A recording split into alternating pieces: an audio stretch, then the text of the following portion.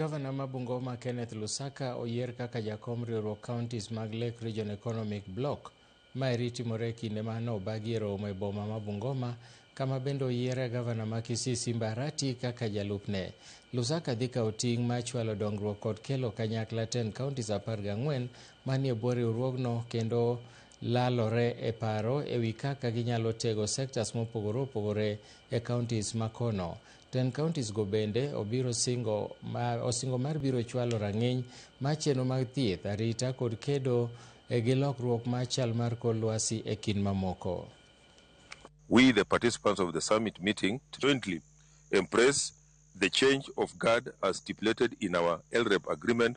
Accordingly, His Excellency Kenneth Lusaka, EGH, the Vice Chair and Governor, County Government of Bungoma, endorsed to take over as the Chair, LREB.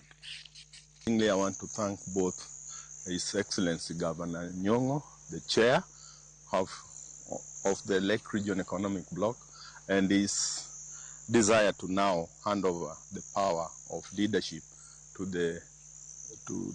His Excellency Governor Lusaka, who has the rest of the journey to walk. Over and above that, the two excellencies and those who sent their apologies and are captured here already agreed that the deputy to His Excellency Governor Lusaka is going to be